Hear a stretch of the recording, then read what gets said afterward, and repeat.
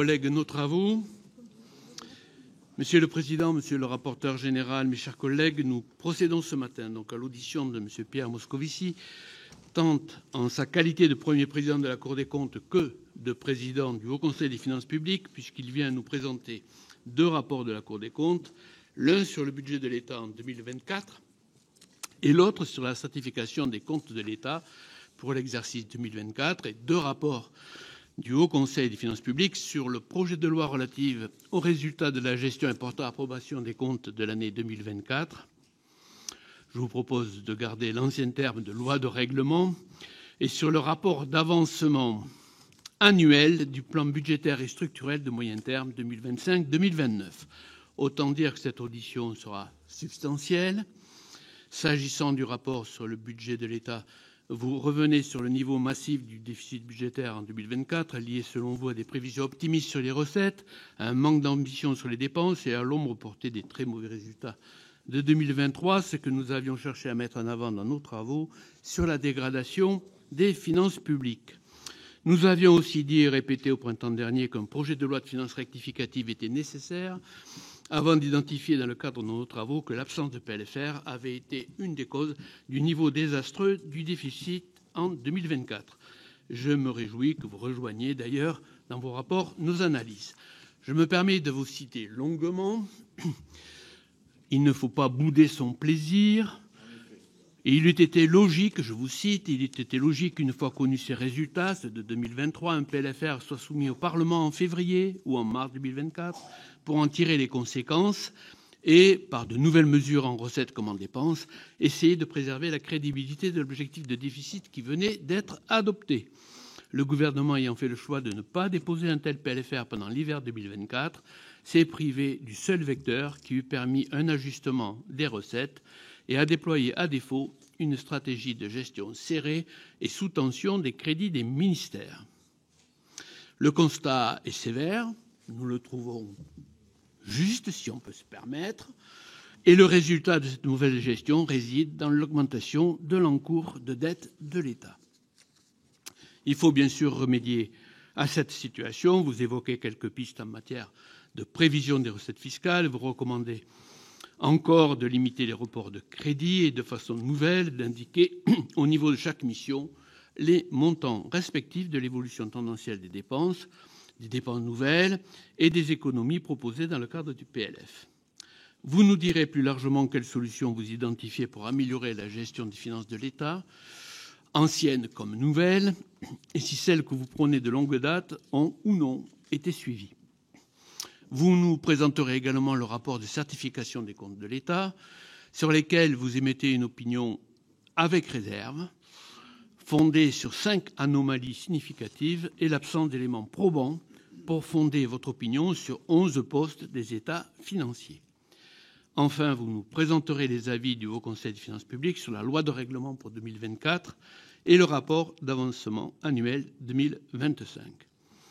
Le Haut Conseil, dans son avis sur la loi de règlement 2024, identifie un écart important d'1,5 point de PIB entre la prévision de solde structurelle de la loi de programmation et son exécution. Dès lors, vous avez déclenché le mécanisme de correction. Vous pourrez peut-être nous rappeler précisément les conséquences de ce mécanisme de correction. Du fait de la nouvelle mouture de la LOLF, vous rendez également pour la première fois un avis sur les écarts entre les prévisions macroéconomiques de recettes et de dépenses des lois de finances et de financement de la sécurité sociale et leur réalisation. La loi du 6 décembre 2021 confère par ailleurs au Conseil d'examiner tous les 4 ans s'il existe une importante distorsion affectant les prévisions macroéconomiques sur une période d'au moins 4 années consécutives. À cet égard, sur la période que vous étudiez, 2004-2024, vous observez, hors crise, un biais optimiste en faveur de la croissance en volume de 0,4 points en moyenne, 0,5 points avant la création du Haut Conseil des finances publiques, 0,3 points après. En incluant l'inflation, vous obtenez un écart moyen de 0,3 points sur la croissance en valeur. Vous invitez dans ce cadre le Parlement et le gouvernement à considérer toute disposition complémentaire permettant d'assurer l'absence de biais dans l'établissement des prévisions et, à défaut, à renforcer l'accès à l'information et à d'étendre les délais d'instruction fixés au Haut Conseil, ainsi qu'à étudier la mise en place effective de mécanismes de type appliquer ou expliquer. Vous semblez donc appeler de vos voeux une révision de la LOLF, dont vous nous direz peut-être ce qu'elle pourrait contenir selon vous. Enfin, vous présentez l'avis du Haut Conseil sur le premier exemplaire du rapport d'avancement annuel issu de la réforme du pacte de stabilité et de croissance entré en vigueur l'an dernier. Ce rapport vise à assurer le suivi du plan budgétaire et structurel de moyen terme 2025-2029 que nous avions déjà étudié en octobre dernier. Votre analyse est bien moins sévère que celle qui portait sur le dernier programme de stabilité, même si vous soulignez des conditions de saisine dégradées. Vous notez dans le langage propre au Conseil, que la prévision de croissance, je cite, n'est pas hors d'atteinte, nous connaissons ce vocabulaire, et que la prévision de déficit public pour 2025 peut être tenue, mais est loin d'être acquise. Avant de vous céder la parole, je rappelle que cette audition est retransmise sur le site Internet du Sénat, et je voudrais, en vous accueillant, Monsieur le Premier Président, accueillir également toutes vos équipes, Madame la Présidente Chambré, et l'ensemble de ceux qui vous accompagnent. Monsieur le Premier Président, vous avez la parole pour donc un ordre du jour assez chargé.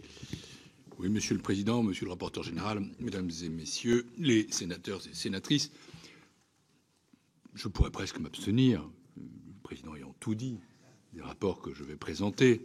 Je ne le ferai pas. Je vais commencer par vous remercier pour votre invitation en m'apprêtant à vous présenter en effet différents travaux qui ont été publiés le 16 avril dernier, qui ont tous en commun d'expliquer la situation de nos finances publiques et leurs perspectives. Et dans ce contexte, vous auditionnez à la fois en effet le président de la Cour des comptes et le président du Conseil des finances publiques sur 4 publications: le rapport sur l'exécution du budget de l'État, la certification des comptes de l'État pour 2024, en effet joint à ce qu'on appelait la loi de règlement, l'avis du Haut Conseil des finances publiques relatif à ce projet de loi, ainsi que l'avis du Haut Conseil relatif au rapport d'avancement annuel du plan budgétaire et structurel à moyen terme 2025-2029, qu'on appelle le PSMT. La publication de ces rapports est chaque année un moment important pour nous et un moment significatif dans le débat public et citoyen sur les finances publiques. Mais je crois que cette année, à la fois le contexte international et la dégradation sévère des finances publiques donnent un caractère particulier à notre discussion. Il y a 2 semaines, le ministre de l'économie a annoncé une révision à la baisse de la prévision de croissance pour 2025 de 0,9 à 0,7 points du PIB, je vais y revenir, et les turbulences au niveau international pourraient engendrer de nouvelles évolutions, comme l'a signalé le Premier ministre. Ces éléments s'ajoutent aux fragilités initiales de notre trajectoire de moyen terme, déjà soulignée par la Cour, le HCFP ces derniers mois, par votre commission également. Mais c'est quand même le message principal que je veux faire passer d'emblée, ça ne doit pas nous en faire dévier. Il est impératif, pour des raisons financières, de crédibilité, de souveraineté, de respecter le PSMT, à commencer par l'objectif de 5,4% de déficit en 2025. Oui, c'est une question fondamentale de soutenabilité, de crédibilité, de souveraineté. Avant d'entrer dans le vif du sujet, je souhaite remercier les artisans de ce très gros travail pour ces exercices que je sais très exigeants et rigoureux. Je ne peux pas les citer tous, même ceux qui sont ici. Je citerai Karine Cambi, la présidente de la Première Chambre, Lionel Vareille et Claire Falzon, les rapporteurs généraux du rapport sur le budget de l'État, leur équipe, sous la supervision d'Emmanuel Gianesini, notre rapporteur qui est présent pour la certification des comptes, Denis Soubeyran, qui est également présent, rapporteur général, et son équipe. Je ne peux pas citer tous ceux qui ont concouru à la qualité de ces réalisations, parce que ce rapport, je le signale, est tout de même accompagné de la publication de 61 notes d'analyse de l'exécution budgétaire et fiscale. C'est ce qu'on appelle chez nous les NEB, donc ça mobilise très largement à la Cour. Mais ils ont toute ma gratitude. Et je remercie également Nicolas Carnot, qui est là, qui est le nouveau rapporteur général du Haut Conseil des finances publiques, les membres du Haut Conseil, la petite équipe qui compose son secrétaire permanent, qui travaille en effet, Monsieur le Président, dans des conditions souvent difficiles et qui, contrairement à ce qui devrait être le cas, ont tendance plutôt à se dégrader et qui pourtant produisent des travaux de grande qualité. Je vais débuter mon propos par la présentation du rapport sur le budget de l'État en 2024, le RBDE. Avant toute chose, je voudrais rappeler que, comme son titre l'indique, ce rapport analyse uniquement le budget de l'État. Son champ est donc plus étroit que celui des rapports de la Cour consacrés aux finances publiques dans leur ensemble, comme ce qu'on appelle le rapport sur la situation et les perspectives des finances publiques, le RSPFP, qui intègre aussi les finances des administrations de sécurité sociale et celles des administrations publiques locales. Cette distinction est d'autant plus importante que ces trois niveaux d'administration publique ne présentent pas les mêmes dynamiques de recettes et de dépenses au cours des dernières années, en particulier en 2024. En février dernier, je vous présentais un rapport sur la situation d'ensemble des finances publiques. Et ce rapport qualifiait l'année 2024 comme celle d'une dérive inédite des finances publiques, principalement en raison d'une forte dynamique des dépenses des collectivités locales. Je le constate. Après, on peut avoir diverses appréciations sur ce qu'il faut en faire, et aussi des dépenses sociales. Le rapport était un peu plus nuancé s'agissant de l'État, qui a fait quelques efforts ces dernières années. Et notre rapport publié aujourd'hui confirme cela. Le RBDE revient sur le déficit budgétaire toujours très élevé de l'État, qui accroît le besoin de financement et la dette. Au terme d'un exercice 2024, vous voyez, vous parliez de notre sémantique particulière que je qualifierais de chaotique. Dans ce contexte, le déficit budgétaire de l'État a atteint 156 milliards d'euros en 2024.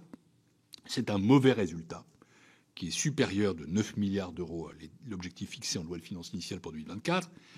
Il améliore certes de 17,1 milliards d'euros le déficit par rapport à 2023, mais c'est vraiment le minimum, car la quasi-extinction, enfin, des mesures exceptionnelles prises pour faire face à la hausse des prix de l'énergie représente une moindre dépense de 17 milliards d'euros. Donc le delta réel est de 0,1 milliard d'euros. Ce déficit reste par ailleurs très éloigné du niveau constaté avant la crise sanitaire. Je rappelle qu'en 2019, le déficit était de 92 milliards d'euros. Il est aussi supérieur à celui de l'année 2022, qui était pourtant marqué par le déclenchement de la guerre en Ukraine et la montée de l'inflation. C'est dire que nous restons au mieux sur un plateau très haut, beaucoup trop haut, où on respire mal. Ce niveau de déficit toujours élevé a plusieurs causes, mais il est principalement imputable, je suis au regret de le dire, à la conception même du projet de loi de finances pour 2024. Ce dernier était établi sur des bases peu réalistes. J'ai eu l'occasion de le dire à plusieurs reprises. Quand j'étais venu, à la fin 2023, présenter les avis du Haut Conseil des finances publiques, nous avions à l'époque jugé la prévision initiale de croissance de 1,4% d'élevée. C'est quand même le moins que nous puissions dire, avec un consensus des économistes qui estimaient alors la croissance à plus 0,8 points de PIB. C'était carré, considérable en réalité. La partie recette de la loi de finances initiale reposait donc sur cette prévision de croissance qui était surestimée, qui a été abaissée d'ailleurs de 0,4 points dès février 2024. Donc le Parlement a voté, sans forcément tout examiner, mais un projet de loi de finances en décembre, et avec une prévision de croissance qui a été révisée 2 mois après. Chaotique, Monsieur le Président. Ça reposait aussi sur des prévisions élaborées à l'été 2023, qui étaient nettement trop optimistes en termes d'évolution spontanée des grands impôts, et ça enregistrait un écart majeur entre prévision et réalisation. Dans sa partie dépenses, la loi de finances initiale manquait singulièrement d'ambition. À part la fin de quelques mesures exceptionnelles, aucune réforme structurelle n'était inscrite dans le projet de loi de finances, en dépit des revues de dépenses qui avaient commencé dès le début de l'année 2023. À ces deux faiblesses de la LFI s'est ajoutée l'ombre portée des très mauvais résultats de l'exercice 2023. L'intégration de 2023 n'a été pleinement mesurée qu'en toute fin d'année, ce qui explique que l'effet de base qu'elle a engendré ne pouvait être que partiellement anticipé. Mais ça a eu un effet très clair, qui est que les objectifs de la LFI pour 2024 sont devenus inatteignables avant même que commence l'exercice. Dans ces conditions, oui, vous l'avez dit, comme nous l'avons dit, je ne vais pas me reciter après que vous m'ayez cité, mais une loi de finances rectificative en 2024, en février, ou en mars 2024, eût non seulement été logique, mais nécessaire pour tirer les conséquences des résultats de 2023 et en quelque sorte, je mets les guillemets, sauver le solde de 2024 et avec lui la crédibilité de notre trajectoire. Le gouvernement, en faisant le choix de ne pas déposer de loi de finances rectificative, s'est privé du seul vecteur qui eût permis un ajustement des recettes. À la place, il a mis en œuvre, c'est vrai, une stratégie de gestion serrée et sous tension des crédits des ministères. On est toujours sur l'État. Il a notamment pris 2 décisions, d'ailleurs contradictoires. D'un côté, l'annulation de 10 milliards d'euros de crédits en février 2024 et quasi simultanément, en mars 2024, le report entrant de 16 milliards de crédits. C'est ce qui nous fait, encore une fois, caractériser l'année 2024. Je ne cherche pas les formules, mais je reprends ce qu'il y a dans le rapport, de gestion erratique et de pilotage à vue en matière de crédit budgétaire. Par la suite, la succession que vous connaissez de reports, de gel, de surgel, de rabots a donné, c'est vrai, des résultats visibles en matière de maîtrise de la dépense publique. Mais in fine, l'économie réalisée n'est pas pérenne.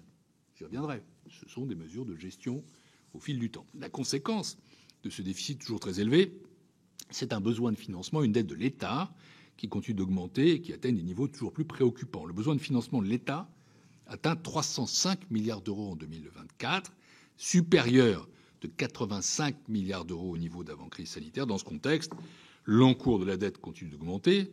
C'est mécanique. À la fin de l'année 2024, l'encours total de la dette de l'État, je ne parle pas de la dette de la France, a atteint 2602 milliards d'euros.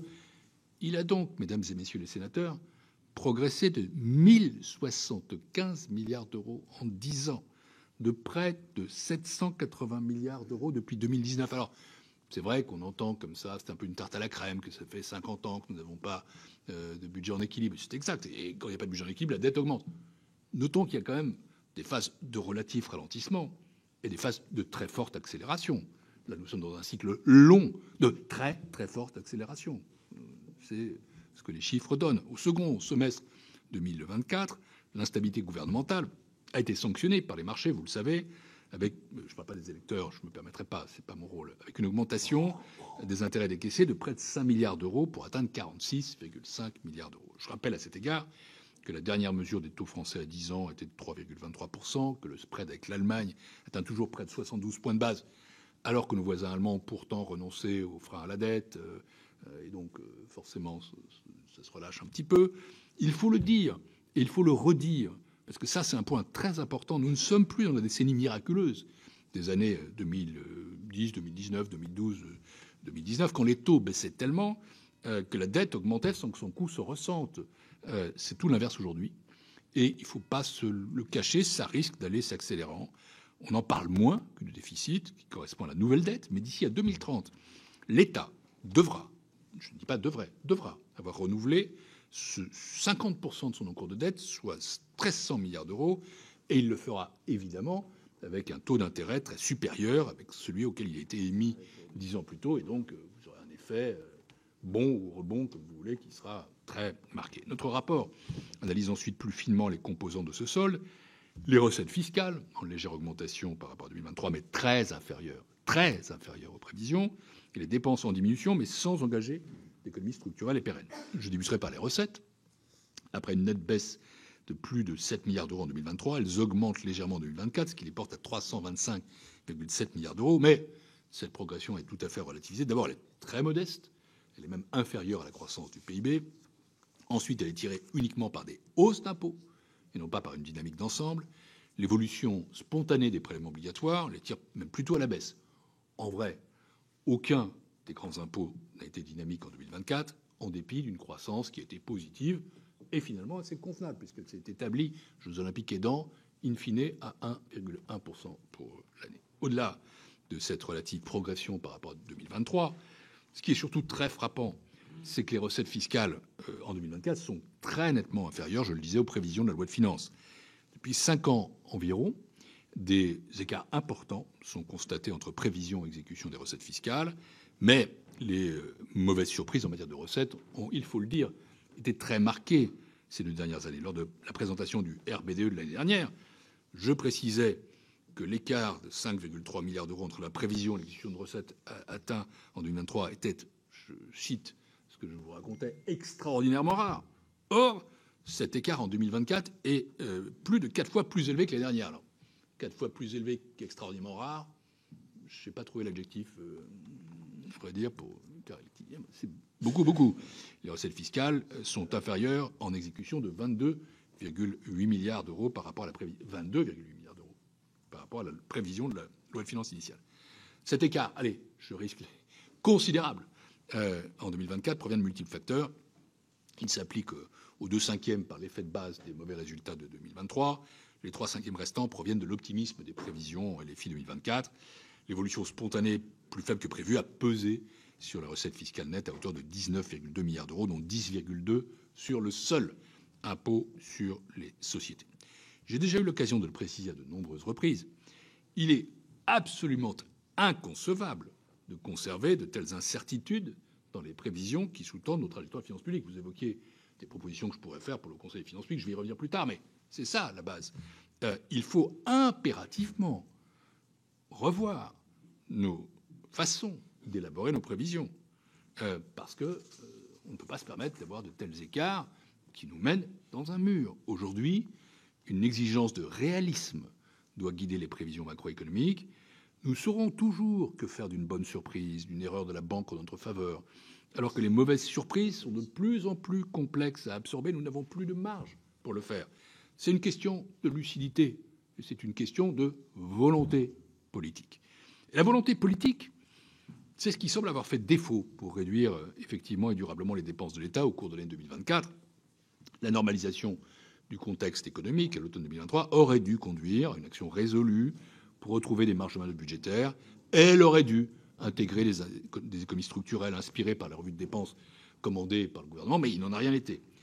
Les dépenses de l'État ont certes diminué en 2024 de 11,3 milliards d'euros pour s'établir à 444,3 milliards d'euros.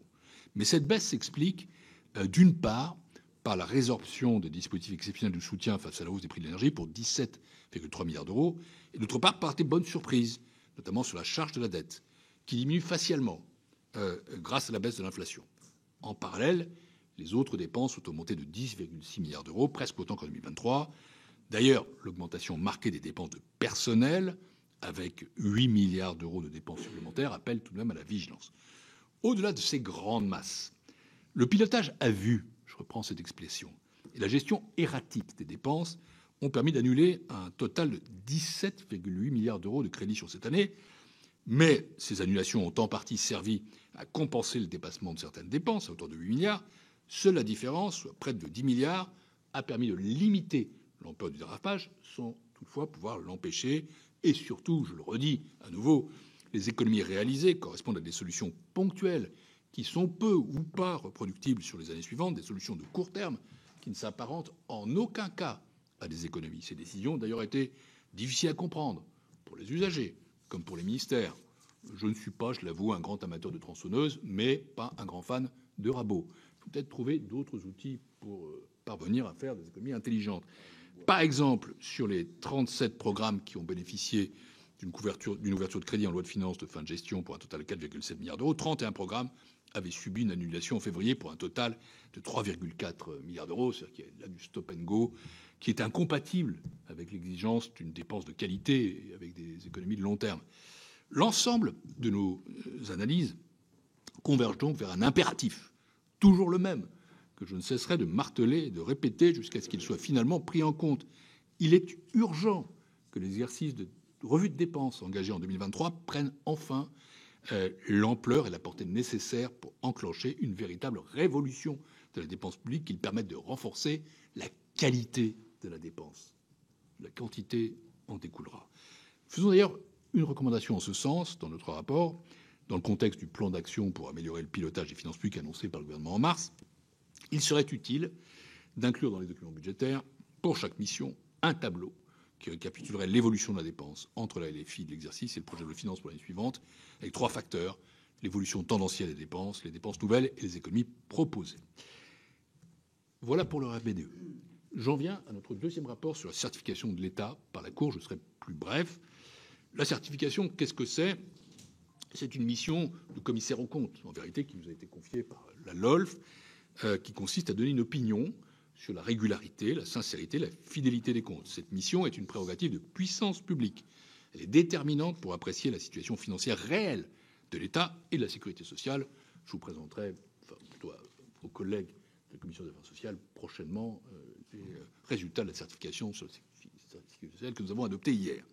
Comme vous le savez, la Cour consacre des moyens significatifs à cette mission consacrée par la LOLF, et cette mission donne l'assurance au Parlement, à vous-même, mais plus largement à l'ensemble des citoyens, que les comptes de l'État sont bien réguliers, sincères, fidèles, comme exigé par l'article 47.2 de la Constitution. C'est une mission au service de la transparence des chiffres pour les citoyens. Je ne vais pas refaire le numéro sincère que j'ai fait devant l'Assemblée nationale où j'avais exprimé une colère. Donc je suis quand même désolé, même franchement agacé, que pour la 19e année consécutive, les comptes de l'État ne soient pas en mesure d'être certifiés sans réserve très significative. Notre rapport mentionne 5 anomalies significatives. Il y a des points sur lesquels nous estimons que les comptes sont sous-évalués ou surévalués de plusieurs milliards d'euros.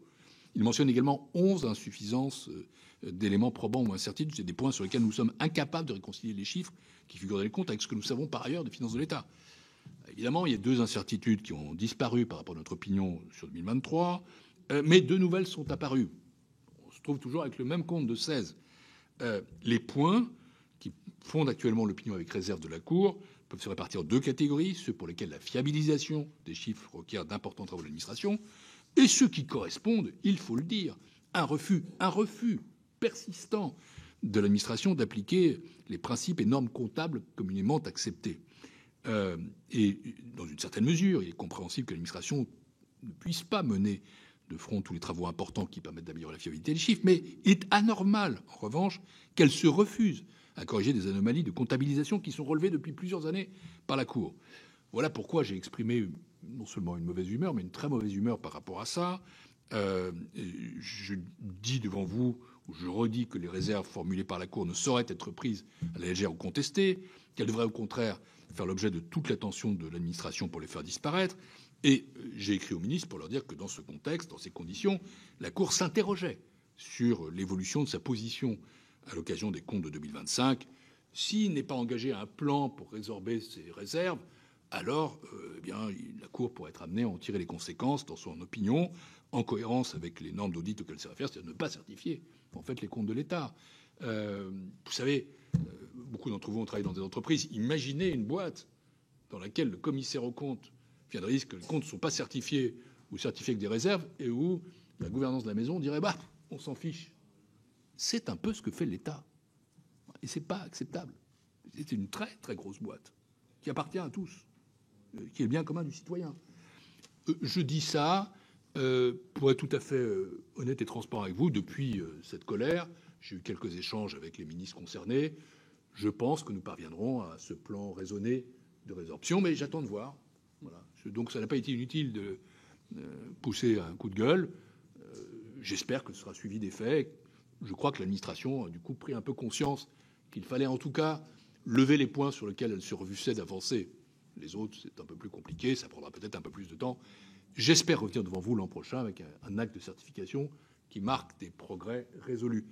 Si ce n'est pas le cas, je reviendrai avec vous avec un refus de certification. J'en viens maintenant aux présentations des avis du HCFP.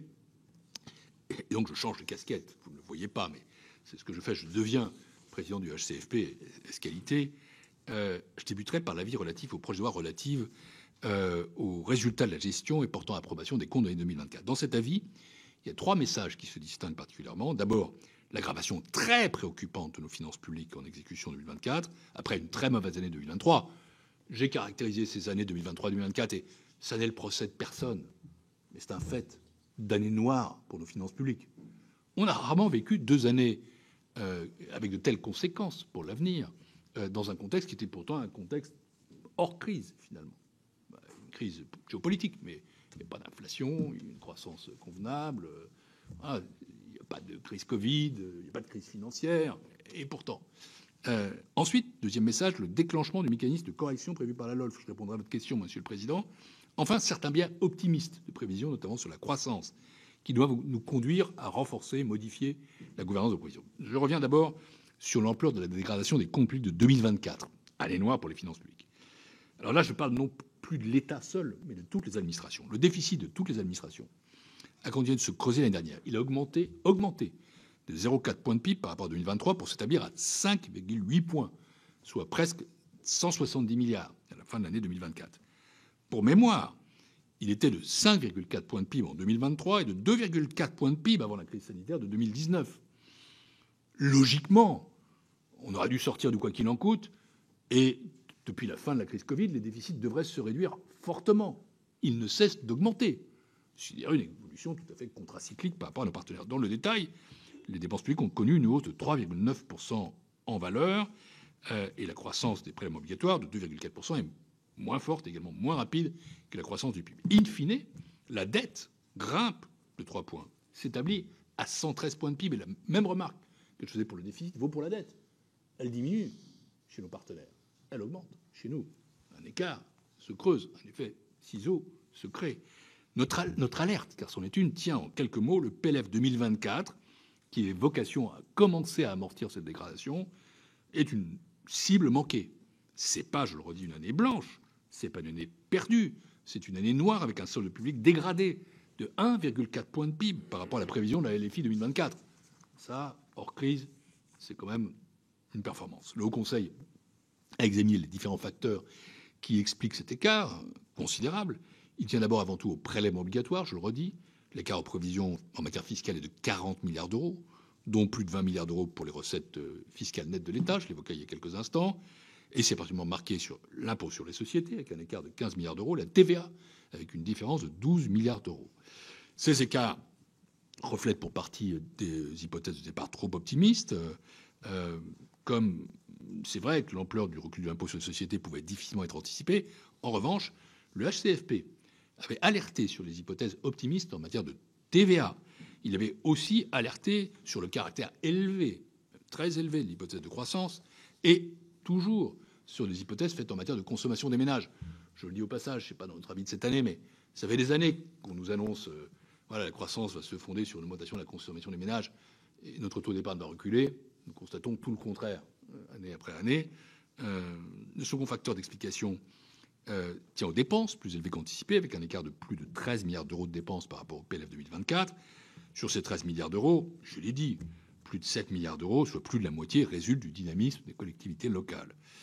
Et au sein de ces 7 milliards d'euros de dépenses locales, je respecte au plus haut point les collectivités locales. J'ai moi-même beaucoup été investi dans leur fonctionnement, mais les seules dépenses de fonctionnement représentent la totalité ou la quasi-totalité de ces 7 milliards. C'est un fait. À cet égard, le Haut Conseil souligne à nouveau la difficulté à tenir les objectifs en dépenses de l'administration publique locale en l'absence de mécanismes. Et dans notre avis de l'année dernière, nous avons souligné que les prévisions telles qu'elles étaient très optimistes, surtout s'il n'y avait pas ni dialogue ni contrainte. Et c'était bien la situation dans laquelle nous étions. Ce qui relativise un peu les choses. Sur les 6 milliards d'euros d'écart à la prise en dépenses qui restent, 5 milliards d'euros découlent des dépenses d'assurance chômage, d'assurance maladie. Les dépenses de l'État sont contenues dans l'ensemble. En résumé, nous avons une aggravation très préoccupante de nos finances publiques qui nous retarde dans le redressement de notre trajectoire, et ce, malgré la gravité de la situation et l'entrée de la France en procédure pour déficit excessif au titre de l'année 2023. Le second message important, à notre avis, c'est le déclenchement du mécanisme de correction prévu par la loi organique sur les finances. Alors, de quoi s'agit-il? Vous le savez, lorsque le déficit structurel au cours de l'exercice est supérieur de plus de 0,5 points de PIB à la cible prévue par la LPFP, la programmation de finances publiques, l'écart doit être considéré comme important au sens de la LOLF et le mécanisme de correction doit être activé. C'est le cas, largement le cas pour l'exercice 2024, puisque l'écart entre le déficit structurel réalisé de 5,2 points de PIB potentiel et le déficit structurel prévu dans la LFP de 3,7 points s'élève non pas à 0,5 mais à 1,5 points. Par ailleurs, en 2024, les circonstances exceptionnelles reconnues par le pacte de stabilité et de croissance qui prévalait post-crise ne s'appliquaient plus. Et c'est d'ailleurs ce qui explique que la France soit entrée en procédure pour déficit excessif en 2023. Dès lors, nous devions déclencher le mécanisme de correction. Alors, conséquence concrète, Monsieur le Président, l'activation de ce mécanisme de correction contraint, en théorie, le gouvernement à présenter des mesures pour réduire de façon significative le déficit structurel et revenir aux objectifs de la LPFP. Mais, on ne va pas se mentir, et vous le savez mieux que quiconque, la trajectoire de la LPFP est devenue obsolète dès sa première année d'entrée en vigueur. C'est maintenant 5 ans que je viens devant vous, et le feuilleton des LPFP est un feuilleton assez intéressant. Est-ce que c'est virtuel, notionnel, vite obsolète? Je ne sais pas. On peut aussi trouver une sémantique. Et pourquoi? Compte tenu du dérapage majeur des finances publiques dès 2023. Les effets de ce mécanisme de correction risquent donc d'être artificiels, ce qui démontre une faille dans la gouvernance, ou alors il serait effectif, mais à ce moment-là, ça aurait quand même un poids sur la croissance très important.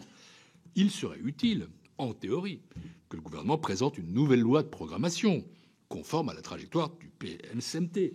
D'ailleurs, vous observerez qu'en fait, il y a deux trajectoires. Une de la LPFP qui continue de se balader et qui fonde un peu toutes nos analyses, c'est du dur, et une autre, celle du PSMT. Elles ne se rejoignent pas. Est-ce que c'est vraiment logique, mesdames et messieurs les sénateurs? La réponse est la question. Enfin, c'est le troisième message de notre avis. Le Conseil a examiné pour la première fois, vous l'avez dit, la présence de biais sur les prévisions macroéconomiques et de finances publiques. Vous avez donné les résultats. Notre premier constat, c'est celui d'un biais positif dans les prévisions de croissance du gouvernement ainsi que sur la consommation des ménages.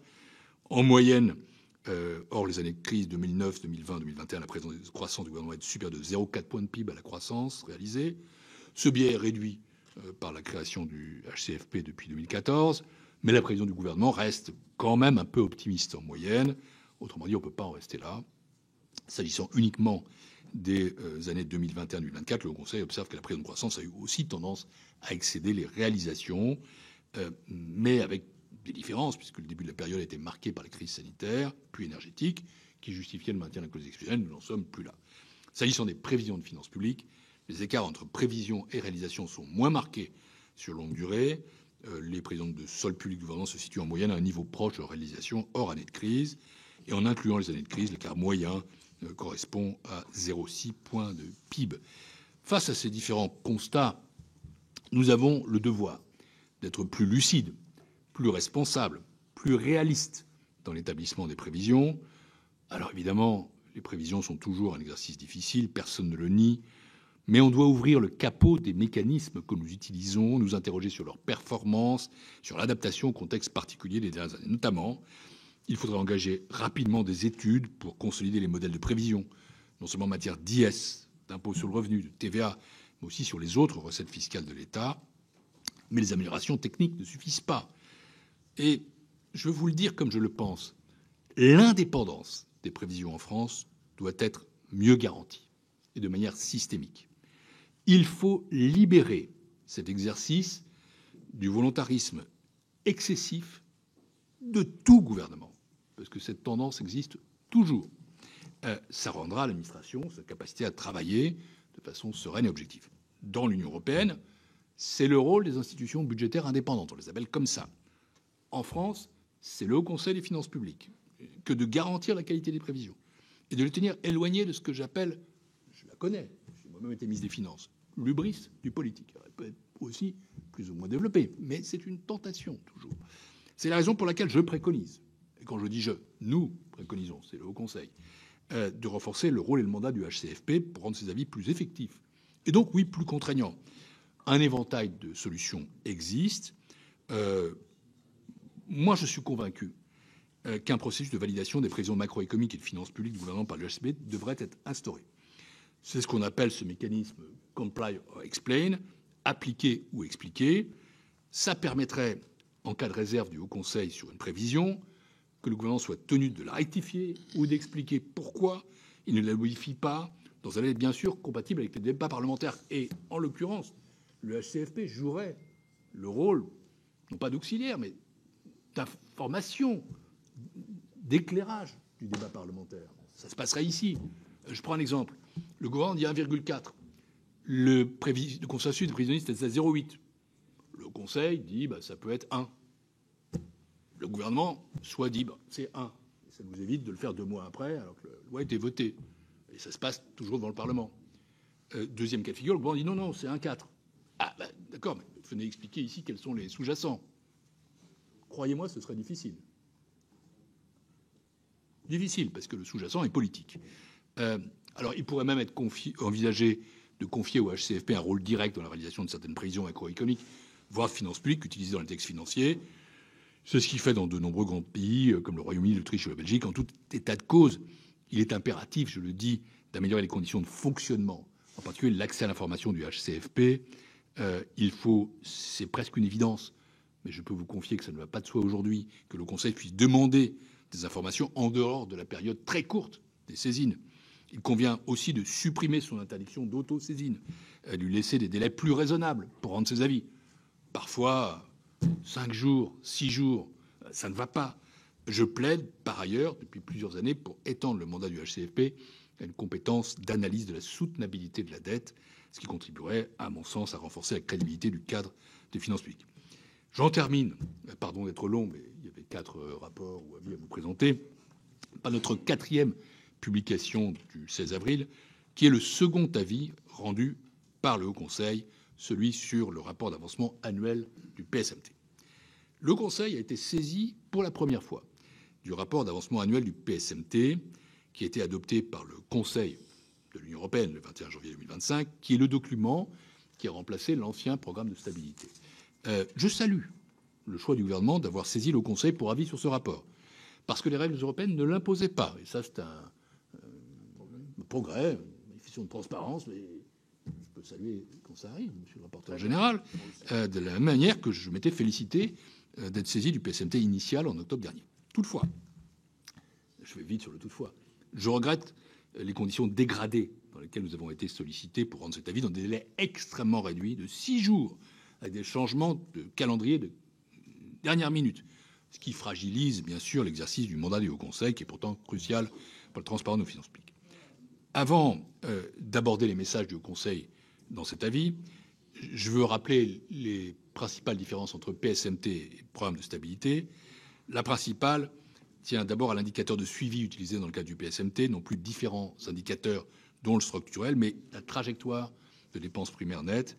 Et par ailleurs, le PSMT fixe la trajectoire de dépenses primaires nettes pour toute la période 2025-2029, alors que les programmes de stabilité entérinaient année après année les déviations constatées, ce qui manquait de crédibilité. Notre avis s'articule autour de 4 grands messages. Premièrement, dans un environnement macroéconomique international incertain, la prévision de croissance de 0,7 points n'est pas hors d'atteinte ou hors de portée, même si nous soulignons, chaque mot compte, l'accumulation de risques à la baisse. Le réalisme des prévisions du gouvernement doit être bien sûr apprécié au regard du haut niveau d'incertitude pour 2025. Je pense bien sûr aux annonces tarifaires du président des États-Unis, à l'escalade possible entre la Chine et les États-Unis. Les effets de ces mesures commerciales sur la croissance française sont estimés par le gouvernement à moins 0,3 points de PIB pour la croissance en France en 2025, ce qui apparaît plausible. Dans ce contexte, le gouvernement a révisé sa prévision de croissance pour 2025 à la baisse, à 0,7 contre 0,9 précédemment. On a donc tenu compte de la conjoncture internationale. Ça n'est pas impossible. Ça dépasse les prévisions de certains organismes que nous avons auditionnés, comme Rexecode ou l'OFCE, celles du consensus des économistes qui sont plutôt à 0,5 ou 0,6, et il y a quand même une accumulation de risques. Ce matin, l'INSEE a publié les chiffres du premier trimestre à 0,1 point de PIB, qui ne sont pas élevés, mais il y a un acquis de croissance de 0,4, donc ça confirme ce que je vous dis. Ce n'est pas hors de portée à ce stade, mais avec une croissance qui est un peu languissante. Notre deuxième message porte sur les prévisions de finances publiques pour 2024. Le Conseil estime que l'objectif de dépenses publiques de 5,4 points de PIB peut être tenu, mais qu'il est en effet loin d'être acquis. Concernant les prélèvements obligatoires, le gouvernement prévoit une hausse de recettes de 2,1 points en 2025, qui repose pour près la moitié sur des mesures nouvelles instaurées cette année à hauteur de 23 milliards d'euros, dont certaines sont réputées temporaires. L'autre moitié de cette hausse repose sur 2 facteurs, une prévision d'évolution spontanée des recettes un peu élevée et l'abandon de certaines hypothèses de prudence s'agissant du rendement de certains prélèvements. Je veux donc dire que sur les impôts, sur les recettes, les marges de prévision en recettes sont limitées, que le rendement des prélèvements obligatoires serait directement exposé en cas de concrétisation de risques macroéconomiques ou de mauvaises surprises. S'agissant de la prévision de dépenses, le gouvernement table sur une progression de 1,3% en volume, moins élevée qu'en 2024, mais qui ne permettrait pas tout de même de réduire le poids des dépenses publiques dans le PIB. Mais ce qu'il faut bien comprendre, c'est que dans le scénario proposé, les dépenses ne seraient réellement contenues que pour l'État et les administrations publiques centrales à 0,5 points en volume, avec un effet même renforcé de 5 milliards d'euros par rapport à la loi de finances, avec des nouvelles mesures de gel puis d'annulation annoncées, mais que l'ajustement de 5,8 à 5,4 points de déficit requiert une stricte maîtrise des dépenses directement pilotables par l'État et des dépenses sociales, et aussi de trouver des moyens pour que le ralentissement observé des dépenses locales se poursuive. En conséquence, la dette publique augmenterait encore de 3 points de PIB en 2025 pour atteindre un ratio de plus de 116 points de PIB. Un tel ratio dépasse le point haut atteint lors de la crise sanitaire, et ce niveau pourrait même être plus élevé que ce que dit le gouvernement. J'en arrive au troisième message de notre avis, qui porte sur le respect, ou plutôt le non-respect de la trajectoire de croissance de la dépense primaire nette. Elle est prévue à 0,9 points en 2025, tandis que le Conseil la plafonnait à 0,8. Nous le soulignons. Enfin, le Haut Conseil, et j'en termine par là, mesdames et messieurs les sénateurs, s'est penché sur les trajectoires du PSMT pour les années 2026-2029, malgré des informations très limitées sur ces années. Compte tenu des incertitudes que j'ai mentionnées, l'exercice de projection pour les prochaines années appelle à beaucoup de modestie, a fortiori à un horizon de moyen terme. Le scénario de PIB potentiel de plus 1,2 jusqu'en 2028 et de plus 1 en 2029 apparaît raisonnable, mais seulement sous l'hypothèse cruciale que les réformes favorables à la croissance et au plein emploi soient suivies. Je rappelle que nous n'avons du reste pas le choix. Ces réformes sont la condition de certaines flexibilités dont la France bénéficie pour son PSMT actuel, notamment la période étendue à 7 ans pour lisser les efforts à fournir. À plus court terme, l'hypothèse de croissance retenue pour 2026 est abaissée de 0,2 points par rapport au SMT pour être fixée à 1,2 points. Là encore, c'est possible, surtout si la situation internationale stabilise, mais ça suppose une nette accélération de la dépense privée qui n'est pas acquise compte tenu des effets de contraction liés à l'ajustement budgétaire. S'agissant du scénario de finances publiques, le déficit continuerait de baisser jusqu'à moins de 3 points en 2029. En revanche, le ratio d'endettement continuerait de s'accroître en 2026 et 2027 et son infléchissement ne débouterait qu'en 2028. Ce scénario est le minimum pour garder le contrôle des finances publiques tout en finançant les investissements prioritaires sans affecter notre potentiel de croissance. Ce qui veut dire en effet que pour les années qui viennent, les marches à franchir seront plus élevées que celles qui ont été franchies cette année. Nous serons passés, si tout va bien, de 5,8 à 5,4. Il faudra passer pour être toujours sur la piste des 3% à 4,6 l'an prochain. Vous avez donc des rendez-vous budgétaires intéressants dont nous serons également des protagonistes. Le Conseil réitère ses précédentes alertes. Les mesures nécessaires à l'atteinte de ces objectifs restent totalement à préciser et crédibiliser. Et vu l'ampleur des économies nécessaires, les efforts doivent être continus et renouvelés chaque année. Ils devront aussi porter sur l'ensemble des administrations. Je ne cesserai de le répéter, de le marteler, nous n'avons pas le choix. C'est une trajectoire que je sais très exigeante, que nous savons fragile à plusieurs écarts. Mais elle est le résultat d'une accumulation, d'une superposition. Elle nous met dans une situation très compliquée. Les années 2023 et 2024 ont plus que doublé l'effort à faire pour venir à 3%. C'est ça la réalité. Il était de quelques 50 milliards d'euros, il y a 110 aujourd'hui. C'est ça la vérité. C'est pour ça que je parle d'année noire, ce n'est pas pour faire une formule. Et donc, avec une dette totale qui a plus de 3 300 milliards d'euros, une dette de l'État qui a plus de 2 600 milliards d'euros, une charge de la dette qui a déjà presque triplé depuis 2021 et qui va continuer d'augmenter, qui dépassera vraisemblablement 100 milliards d'euros, c'est là où je parle de problème de souveraineté. Car le jour où nous avons une charge de 100 milliards d'euros à rembourser chaque année, on pourra toujours parler des investissements que nous devons faire pour la transition écologique, pour la défense, pour l'innovation. Mais nous n'aurons pas d'argent. Imaginons la situation d'un ménage qui aurait emprunté pour son logement avec un revenu qui dépasserait à peine le coût de son emprunt. Que peut-il faire pour investir ? Voilà, nous sommes en démocratie. Ce n'est pas une institution indépendante que la nôtre de fixer les objectifs, les voies et moyens, c'est à vous. Mais je voudrais rappeler quelques principes pour terminer qui devraient guider notre action collective. D'abord, la lucidité sur notre situation. D'abord, c'est à ça que nous servons, en fait. Nous ne sommes pas là pour porter des jugements, pour perturber, pour critiquer. Non, lucidité. La nécessaire volonté politique de traiter la situation ensuite, qui doit être confirmée. L'indispensable pédagogie qui doit guider tous nos efforts d'économie. L'alliance du réalisme et de la prudence sur les prévisions économiques. Et enfin, l'indispensable révolution de la dépense publique qui requiert des économies intelligentes et structurelles, sans coup de rabot. Les coups de rabot, nous l'avons vu encore en 2024, c'est rarement efficace et c'est jamais constructif. Ça ne construit rien. Merci de votre attention. Pardon de cette très longue présentation. Je me tiens à votre disposition, comme toujours, pour répondre à vos questions. Merci, Monsieur le Premier Président. Ne vous inquiétez pas pour le temps. Quand il y a 4 rapports à présenter, effectivement, il y a des risques que le rapport soit un peu long. Mais il était complet, je vous en remercie. Donc je demande à nos collègues de bien vouloir s'inscrire maintenant pour pouvoir organiser le débat après. Monsieur le rapporteur général.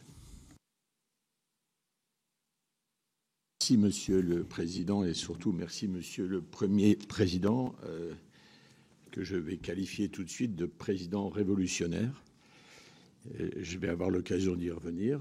Merci. Je veux également, évidemment, saluer vos équipes, Madame la Présidente, Monsieur le nouveau rapporteur général. Le 1er avril, ça ne s'invente pas. Hein. Donc, je souhaite, en tous les cas, je vous souhaite je pense que le travail ne va pas manquer d'être dans ce travail à la fois une force d'analyse et de proposition.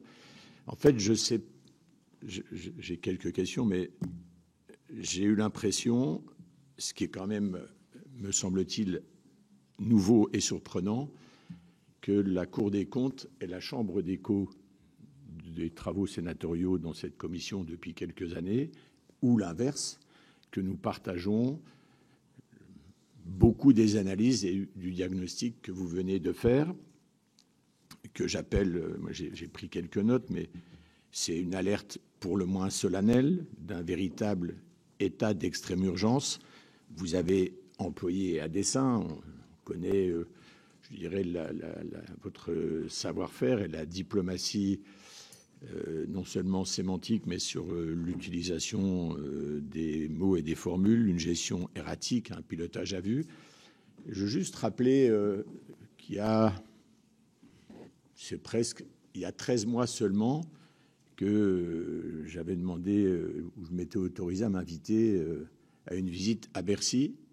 Et en vous écoutant égrener les rapports, les difficultés, les alertes, j'avais presque l'impression que c'était le bilan d'un mandat, d'un quinquennat présidentiel. Et finalement, tout ça donne un vrai vertige. J'avais une question à laquelle vous avez répondu, et je vais aller dans votre sens et même plus loin, s'agissant de la loi de programmation des finances publiques qui, à peine votée, était déjà presque obsolète un an après. Et je crois que dans ce que vous dites, il faudrait, parce que tirer la sonnette d'alarme, nos concitoyens sentent bien que cette situation ne peut pas durer éternellement, mais ils sont à peu près comme les élus, et un certain nombre d'entre nous, personne n'y échappe. Il y a une espèce de capacité de résistance en disant bah, oui, on comprend, mais pas mon budget. Oui, on comprend, mais pas sur vous. Vous ne maîtrisez pas tout. Bah, si vous voulez, si on ne maîtrise pas tout, on finit par ne rien faire. C'est les renoncements et c'est la dégradation qui se poursuit. Et je pense effectivement que peut-être un des moyens qui est à la main de l'exécutif et du Parlement serait je dirais, d'avoir une nouvelle loi de programmation des finances publiques qui aurait un double mérite. Le premier, de tirer un certain nombre de conséquences et d'enseignements sur la situation intermédiaire passée, avec un bilan. Il est ce qu'il est, mais au moins, il permet d'être clairement établi. Et vous l'avez dit, alors je le dirais, avec soit la même brutalité des chiffres, soit la même, comment dirais-je, compréhension analytique du phénomène, mais la réalité, elle est celle-ci. Et si on veut, à mon avis, amener nos concitoyens à accepter un effort partagé pour redresser la situation que je continue de qualifier de alarmante et dramatique de nos comptes publics, il faut bien qu'on ait un pied d'appel sur lequel on puisse ensemble se mobiliser. Je pense que c'est important. J'ai une remarque, parce que depuis un certain temps, effectivement, s'agissant des prévisions, vous défendez l'idée, et vous faites la proposition qu'une autorité indépendante, donc le Haut Conseil, soit saisie. Et j'ai bien entendu votre explication, je dirais même votre démonstration, voire votre plaidoyer. Alors moi, je pense que, comme le président Claude Raynal, je me trouve mal à l'aise, puisque nous avons auditionné dans le cadre de nos travaux sur le sujet de la dérive des comptes publics l'ancien ministre de l'économie et des finances, qui nous a affirmé la main sur le cœur que, s'agissant des prévisions, Jamais, au grand jamais, le politique n'intervenait en quoi que ce soit sur... Il y avait une étanchéité totale. Enfin, on peut reprendre, puisque à la fois le texte et l'audition. Donc, je ne sais plus, Monsieur le Président, qui croire. Vous êtes mon voisin de gauche, donc j'ai tendance à penser que dans votre fonction suprême, je dois vous accorder ma confiance, ce qui est le cas. Je vous avoue, je pense que comme le président Raynal, on avait quelques doutes. J'ai peut-être même toussé quand le ministre de l'économie et des finances alors nous a expliqué qu'il y avait une étanchéité totale.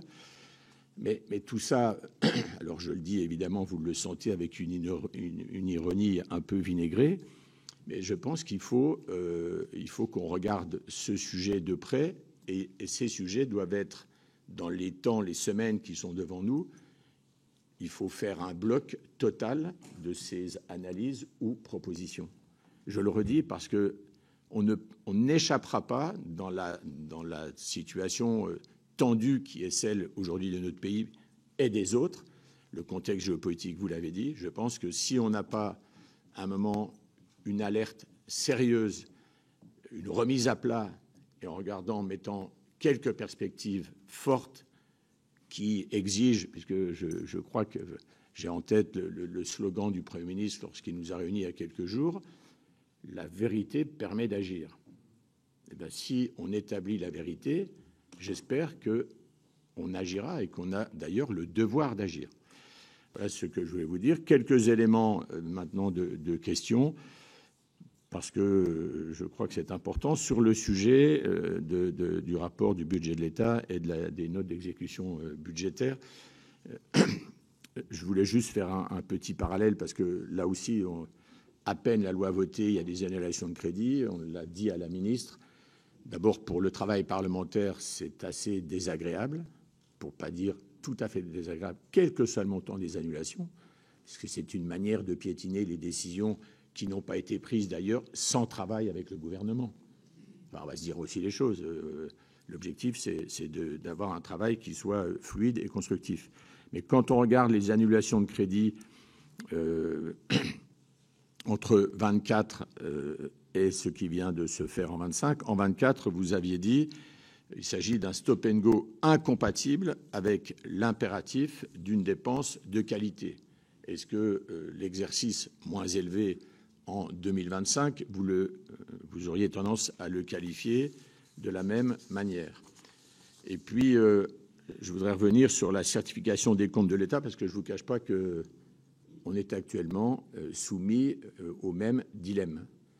Et quand je dis qu'à un moment, il faut dire les choses avec sérieux, et si la situation est grave, il faut aussi dire qu'elle est grave et pourquoi. Vous exprimez donc une insatisfaction, et vous l'avez même dit, un agacement au regard des nombreuses réserves que le gouvernement, jusqu'à maintenant, n'a pas levées sur la qualité des comptes de l'État. Alors, on vous l'a déjà dit, mais au regard du caractère répétitif, quelles seraient ou quelles pourraient être les conséquences d'une non-certification? Et est-ce qu'il ne faudrait pas, parce que jusqu'à maintenant on dit oui, mais on peut le faire, etc. Donc on a l'impression on ne certifie pas, puis la vie continue. Est-ce que vous pensez qu'il pourrait être utile de donner une plus grande portée juridique à la non-certification des comptes de l'État ou des administrations d'ailleurs de sécurité sociale par la Cour? Voilà, c'est une question qui reste, je le dis, très ouverte. Voilà les quelques éléments que je voulais aborder avec vous, et notamment les deux questions. Et je crois, pardon, effectivement, de mon côté également d'avoir été trop long, mais comme ces quelques minutes sont l'accumulation, finalement, d'un diagnostic et d'alerte que vous partagez dans ces rapports avec, je le redis, les travaux que nous avons produits et conduits, et souvent de manière avec un assez large consensus de notre Assemblée. Merci, Monsieur le Premier Président. Merci, monsieur le rapporteur général. Je vous propose, monsieur le Premier président, de bien vouloir répondre synthétiquement aux propos et aux questions du rapporteur général. Et d'abord, effectivement, pourquoi une autorité indépendante pour étudier finalement les prévisions macroéconomiques alors que tout ça est fait de manière tout à fait indépendante au sein de l'administration? Vous avez mentionné une ironie vinaigrée. Pour ma part, je dirais que je me sens un peu amusé. Il y a une douzaine d'années, j'ai été ministre des Finances pendant 2 ans. J'ai donc eu 2 budgets à préparer. Et puis pendant 5 ans, j'étais à la Commission européenne en charge du suivi des budgets nationaux. Je ne sais pas si le mot d'étanchéité totale a été utilisé, mais je dirais que soit les choses ont énormément changé, soit j'ai tellement vieilli que je suis devenu un peu amnésique. Mais l'exercice de prévision, on ne peut pas dire qu'il est totalement soustrait aux politiques. C'est pas exact. Alors, il n'est pas forcément totalement politique non plus. C'est une interaction entre l'administration et le politique. Le politique qui est à Bercy et qui ne tient pas compte des analyses du Trésor ou du budget, c'est pas sérieux. Mais en revanche, dire qu'il n'y a pas de tension ou qu'il n'y a pas de décision in fine politique, c'est pas une réalité. Bien sûr qu'elle est politique. Après, le politique peut être plus ou moins réaliste, plus ou moins prudent, mais cette tentation de l'hubris et cette décision politique, elle existe toujours. C'est la raison, Monsieur le Président, pour laquelle je vous propose, Monsieur le rapporteur général, de changer cet état de fait. Les institutions budgétaires indépendantes, comme le Conseil des finances publiques, qui se trouve, c'est le Conseil des finances publiques. Ça aurait pu être autre chose. Il y aurait eu un Conseil des finances publiques, mais il n'était pas obligatoirement placé près de la Cour des comptes. J'étais ministre des Finances à l'époque quand on l'a créé. Nous avons pris cette décision. Elle est assez sage, en réalité, parce que c'est pas la Cour des comptes. C'est le Premier président, des membres de la Cour des comptes, des économistes indépendants. Et je peux vous assurer que c'est très pluraliste, à tous égards. Bon, je crois qu'il faut à la fois empêcher la tentation de l'hubris et rendre à l'administration sa sérénité. Et que pour ça, il faut un tiers dans la pièce. C'est le sens de ce mécanisme de comply or explain. Je vous ai un peu expliqué concrètement comment ça pourrait fonctionner. C'est-à-dire quelque chose qui est totalement en interaction avec le Parlement, puisque ce débat, ce dialogue entre le Haut Conseil des finances publiques investi de cette mission et le gouvernement sera in fine tranché par vous. Soit le gouvernement en effet applique, soit il explique, mais ce n'est pas devant nous qu'il explique, c'est au fil du débat parlementaire. Et ça permet d'éviter la situation dans laquelle on s'est trouvé en 2024. C'est une situation absurde, avec une prévision de croissance qui a été modifiée de 0,4 points de PIB en février, après un vote en décembre du PLF. Et vous voyez toutes les conséquences que ça emporte. Effectivement, à ce moment-là, il n'y avait qu'une manière de sauver le solde, c'était bien un PLFR, et très tôt dans l'année. Voilà la raison pour laquelle je fais ces propositions, que je crois, en réalité, elle n'est pas pro-domo. Elle est extrêmement pragmatique. Alors, on peut en envisager d'autres plus ambitieuses. Il y a des pays, j'ai cité le Royaume-Uni par exemple, j'ai rendu visite à ce qu'on appelle l'Office for Budget Responsibility, qui a d'ailleurs beaucoup expliqué la chute de Mme Liz Truss à un moment donné, et c'est eux qui font les prévisions. Ça, c'est un peu plus lourd, c'est pas forcément de tradition, je ne le demande pas, ça peut être envisagé. On peut être plus solide sur les prévisions de recettes et de dépenses en matière de finances publiques. Mais je crois indispensable, je dis bien indispensable, de soustraire l'exercice des prévisions à ce seul dialogue, parce que c'est ça la vérité entre le politique et l'administration. C'est comme ça que ça marche. C'est une vérité établie, objective. Non, finalement, je ne suis pas si amnésique que ça. Et donc, voilà, je crois qu'il faut vraiment en sortir. C'est le sens de la proposition que je vous fais. J'ai lu, il m'a été envoyé, j'ai échangé avec les ministres, le plan sur l'amélioration des prévisions qu'ils ont fait, que je trouve bienvenu, parce que ça permet, en gros, à Bercy de mieux fonctionner. Mais l'ouverture sur l'extérieur est quand même assez faible. Et je pense qu'il faut aller plus loin que ça. C'est une bonne première étape, mais ce n'est pas davantage. Alors, c'est une bonne première étape, et je le signale quand même, il est trop tôt pour parler de 2025. On a fait un avis sur ce qui peut se passer. Nous avons en effet le sens que quelques leçons ont été tirées de 2024, je veux le dire.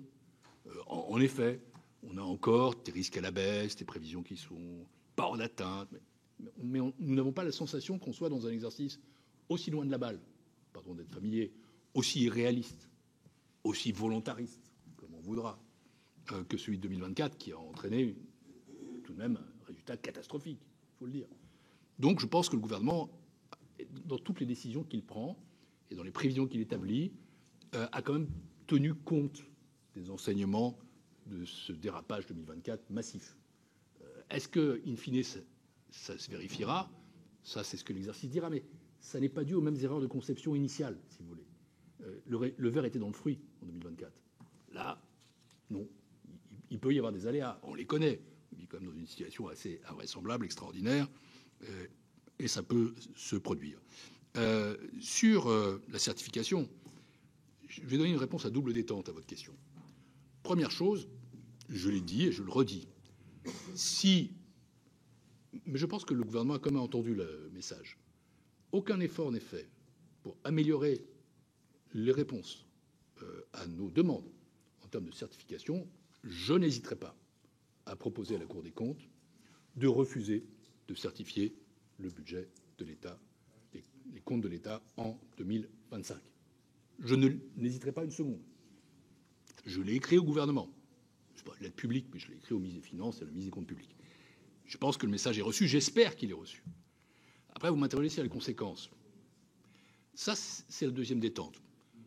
Les conséquences sont évidemment réputationnelles. Enfin, je veux dire, malgré tout, dans le regard que tout le monde porte sur la France, le jour où la Cour des comptes refuse la certification des comptes de l'État, alors il nous est arrivé de refuser pour telle ou telle branche de la sécurité sociale, pas exactement pour les mêmes raisons, c'est plus pour des raisons techniques, pas pour des raisons de refus, c'est pour des raisons de mauvaise adaptation peut-être des choses, il y a des progrès techniques à faire.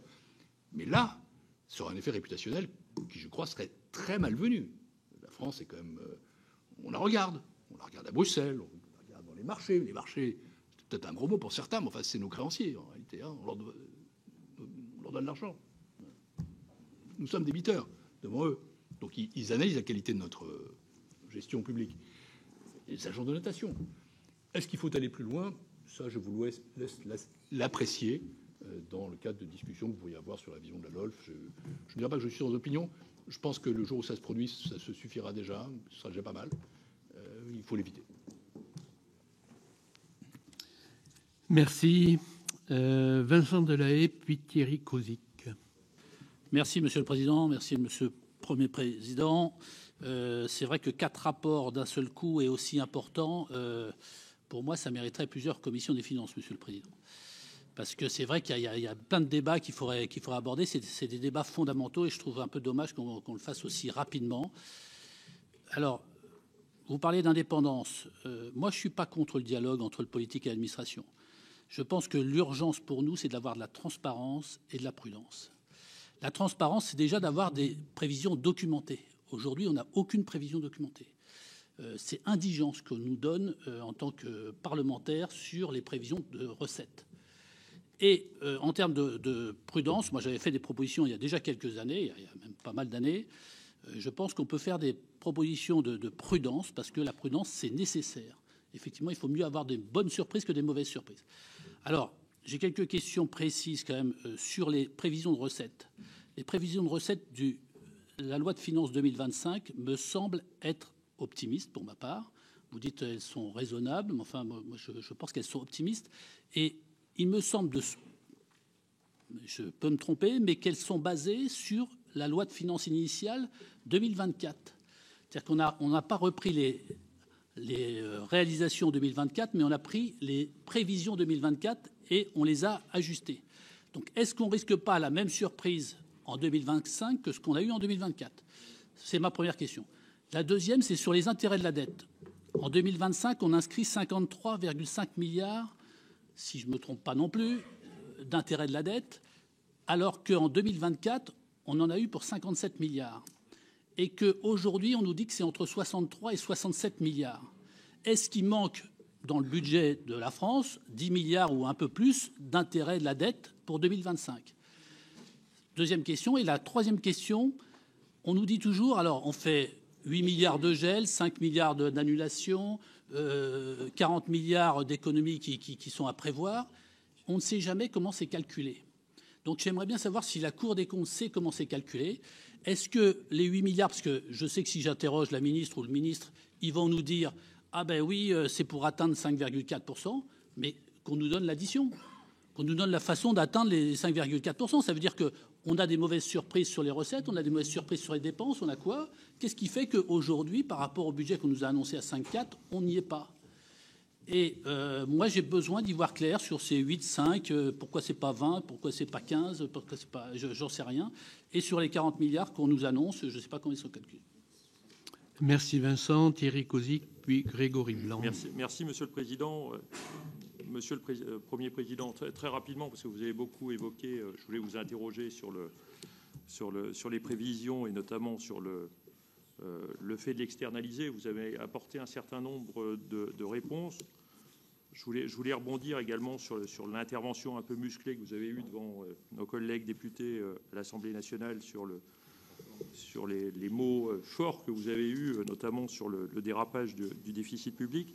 Ma question, je vais aller directement à ma question, de savoir si sur cette autorité indépendante sur laquelle vous préconisez que ce soit le HCFP qui ait des pouvoirs élargis, est-ce que vous considérez que c'est uniquement sur les prévisions sur lesquelles on devrait cibler ce champ, ou est-ce qu'il faudrait aller plus loin et avoir un pouvoir contraignant à un moment sur le gouvernement en cours d'exercice budgétaire?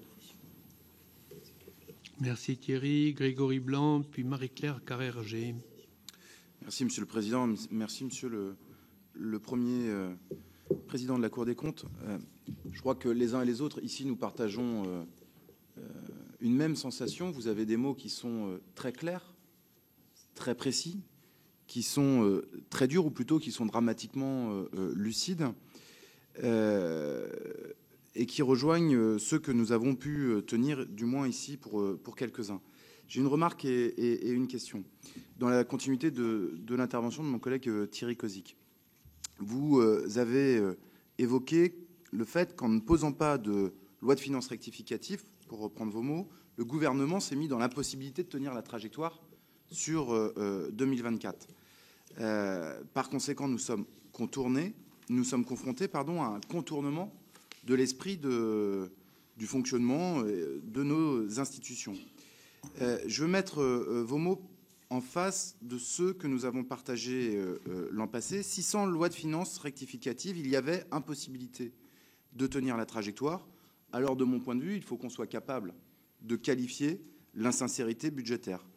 Dit autrement, dans la continuité de ce que vient de dire Thierry Cozic, il y a sans doute un travail à conduire sur la prévision, la justesse de la prévision, mais à un moment donné, il y a aussi la nécessité, sans doute, de pouvoir poser des actes de contrôle par rapport au respect de la loi budgétaire, et donc que le gouvernement soit capable d'être, que nous puissions le contraindre effectivement à remettre sur le chantier la loi de finances. Deuxième remarque qui aboutit à une question. Le gouvernement a adressé un PSMT, notre collègue le disait à l'instant, qui n'est pas documenté ou très peu documenté. Le PSMT le pose dans son principe pour avoir plus de souplesse. Il n'y a que quelques annonces d'axes de réforme. Or, depuis l'adoption du PLF, on voit bien qu'il n'y a pas de réforme structurelle, qu'on a un maintien du pilotage à vue, qu'on n'a pas de correction significative autre qu'avec la technique du rabot. Le PSMT, c'est évidemment un document qui est examiné par la juridiction financière en France. Mais le PSMT, c'est aussi un engagement vis-à-vis de l'Europe. Et je voulais savoir, dans vos préconisations, ou du moins l'avis qui est le vôtre, sur la façon dont la Cour des comptes ou le HCFP pourrait travailler davantage avec les institutions indépendantes à l'échelle européenne, puisque comme nous prenons des engagements, cela doit être examiné ici, mais sans doute cela mériterait-il d'être examiné aussi au niveau européen. Et je voulais savoir comment vous envisagiez cela. Merci Grégory. Marie-Claire Carrère-Gé, puis Vincent Capo-Canella. Merci Monsieur le Président. Monsieur le Premier Président, vous avez évoqué à juste titre la question de l'exercice de prévision. Je me demande si, avant même d'envisager l'intervention d'un tiers, même de confiance, dans l'élaboration de l'exercice, et dans le prolongement d'ailleurs de ce que disait Vincent Dehaye, je me demande s'il ne faut pas s'interroger sur l'exercice même de construction des prévisions. Il fut un temps que vous avez connu où cet exercice de prévision, il obéissait à un principe qui est mis à la Cour des comptes, c'est-à-dire le contradictoire. Il y avait 2 exercices de prévision concomitants, en fait, pour faire court. Un basé sur un voire 2, du temps où la prévision n'avait pas été, la direction de la prévision n'avait pas été absorbée par la direction du Trésor. Il y avait 2 exercices de prévision purement macroéconomiques à partir des grands agrégats. Et de l'autre, on avait un exercice de prévision indépendant du premier, basé sur des approches micro et à la main des directions qui connaissent bien le contenu et les évolutions de chacune des grandes masses en dépenses, en recettes concernant l'État et la sécurité sociale, avec la direction du budget, ce qui est devenu la DGFiP, la DSS. Et ensuite, donc, vous aviez ces 2 exercices de prévision qui étaient construits sur des approches différentes. Évidemment, aucune d'entre elles n'est juste en soi et juste à 100% toujours, mais ensuite, on organisait un débat contradictoire entre ces 2 exercices de prévision. Et je pense que c'est un peu ce contradictoire qui, de mon point de vue, est indispensable à la qualité des prévisions, qui s'est perdu avec le fait que désormais, c'est la direction du Trésor, quelles que soient ses qualités, et elles sont immenses, qui, seule, a le monopole de l'exercice de prévision. Et je pense que se réinterroger sur la construction même des exercices de prévision par organiser de l'indépendance au sein même de l'État entre plusieurs logiques de prévision, ce serait déjà un moyen d'éviter des grosses erreurs comme on a connu souvent, et en particulier en 24. Merci. Merci Marie-Claire. Vincent Capo-Canella, puis Christian Billac. Merci Monsieur le Président. Merci d'abord Monsieur le Premier Président du sens de la formule et de l'alacrité, j'allais dire, du propos sur l'analyse 2024. Vous avez dit que c'était chaotique dans l'exécution, que la gestion était erratique au niveau des dépenses, qu'il y avait un pilotage à vue, qu'il y avait des prévisions de croissance surestimées. Bon, très bien. Par contre, quand je regarde l'avis du Haut Conseil sur 2025, je suis un tout petit peu dubitatif, parce que j'ai le sentiment que le sens de la litote, de la prudence, et puis les talents de rédaction diplomatique font que du coup on perd le sens. Et je vous cite, enfin, je crois que c'est dans la synthèse, mais quand il est écrit que la prévision de croissance pour 2025 n'est pas hors d'atteinte, malgré l'accumulation de risques à la baisse, que cette prévision est en ligne avec celle présentée par certains organismes, mais qu'elle dépasse celle avancée par d'autres, etc. Bon, on finit par plus avoir l'alerte. Donc je m'interroge, est-ce que le Haut Conseil pourrait nous dire qu'il valide la prévision, qu'il la valide avec réserve, qu'il en demande une autre, qu'il en établit une autre, qu'il établit une fourchette, mais voilà, pour qu'il y ait une pleine efficacité, pourriez-vous, aboutir à une alerte claire et pas, je comprends, hein, la difficulté de la prévision, c'est qu'on peut être contredit. Bon, voilà. Mais du coup, voilà, on a ce petit problème. Bon. Alors, au passage, je vous la pose avec infiniment de respect. Il y a une question aussi, c'est que comme vous allez devoir juger de l'exécution après, est-ce que c'est quand même pas difficile que les 2 casquettes entre le Haut Conseil et la Cour? J'imagine que c'est pas ça. Bon, maintenant, je reviens sur 2025. La question qu'on se pose tous maintenant, c'est est-ce qu'on va tenir les 5,4? Alors, vous pouvez difficilement le dire comme ça, urbi et orbi, dirons-nous. Et est-ce qu'il faut faire un PLFR? Voilà. Parce que tout à l'heure, vous nous disiez que l'année dernière, il y avait 0,4 de correction, 0,4 points de PIB, pardon, de correction de croissance, et que du coup, il fallait faire un PLFR. Là, on est déjà à 0,2 points de PIB de correction de croissance, et presque avant l'effet des taxes Trump, pour faire vite. Donc, on sera sans doute on verra ce que dira la Banque de France en juin, notamment, et d'autres instituts, et les instituts, pardon. Mais je crains qu'on soit au 0,4. Donc, du coup, voilà. Est-ce que les 5,4 sont tenables? Et est-ce qu'il faut faire un PLFR rapidement? Parce que c'est ce qu'on a reproché à l'année dernière. Merci Vincent. Christian Billac. Merci, Monsieur le Président, et merci, Monsieur le Premier Président. On se doutait bien, avec votre venue ce matin, qu'on n'allait pas avoir beaucoup de nouvelles réjouissantes. Mais on n'a pas été déçus.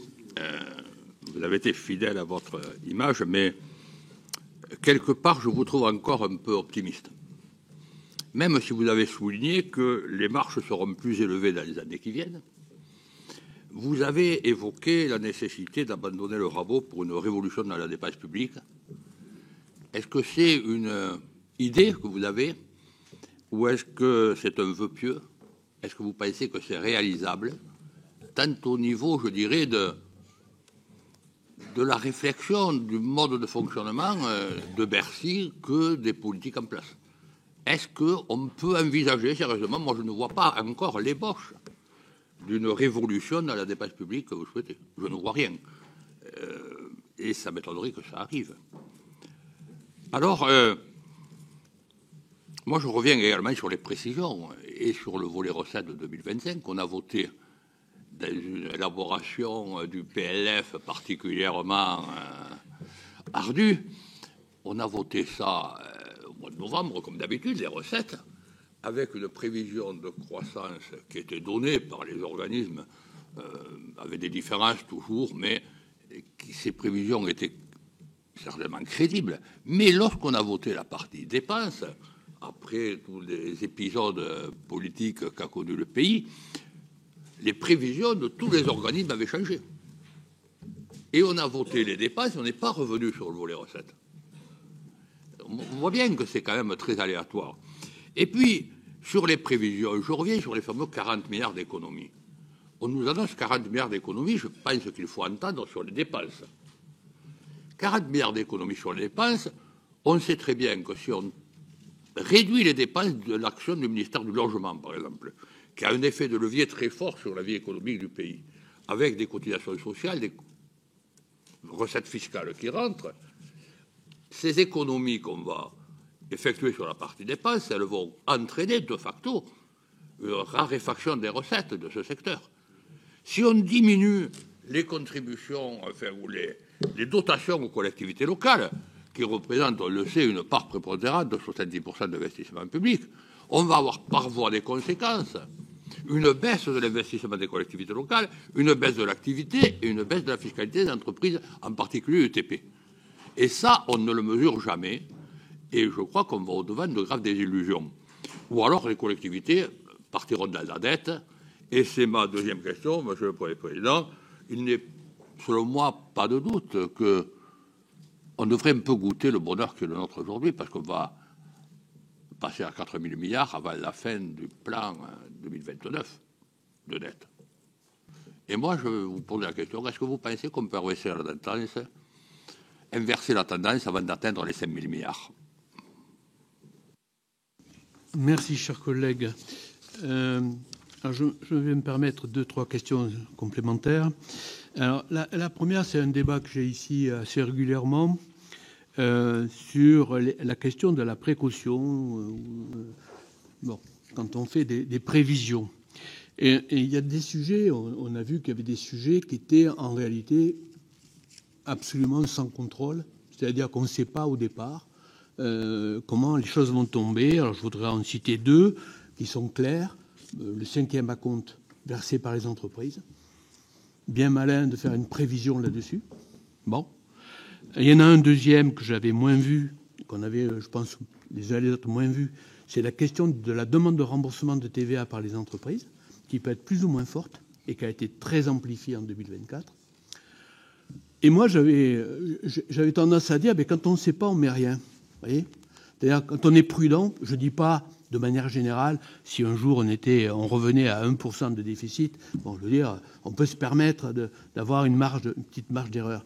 Mais quand on ne sait pas, et qu'on a des déficits très élevés, pourquoi on ne met pas tout simplement des valeurs qui sont des valeurs à zéro, par exemple sur le 5e acompte? Et s'il y a un 5e acompte, c'est une bonne nouvelle, on saura toujours quoi en faire, et au mieux, on diminuera la dette d'autant. Bon, réponse qui m'est faite, ah ben non, parce que là, on serait plus sincère, parce qu'on ferait plus de prévisions. On fait des prévisions sur des choses qu'on ne connaît pas. et on considère que ça, c'est la sincérité. Donc j'ai un peu de mal avec cette notion. Je trouve qu'on devrait être beaucoup plus précautionneux, et quand on ne sait pas, on ne met rien. Comme ça, on est tranquille. Et quand, sur les questions de remboursement par les entreprises, ben là, c'est l'inverse. On sait exactement les montants que les entreprises pourraient être amenées à demander. Ben là, on prend une valeur maximale. Ouais, c'est agaçant pour faire le budget, j'en ai conscience. Mais en même temps, ça ne fait que du bien après, vous voyez, dans un deuxième temps. Eh bien, je ne suis pas bien reçu, ni par les ministres, ni par l'administration, qui considèrent que là, ça serait en fait mentir que de ne pas faire une prévision qui est en réalité une prévision fausse dès le départ. Voilà. Donc, bizarre. J'aimerais avoir votre avis sur cette question. Deuxième sujet, la question du report de crédit.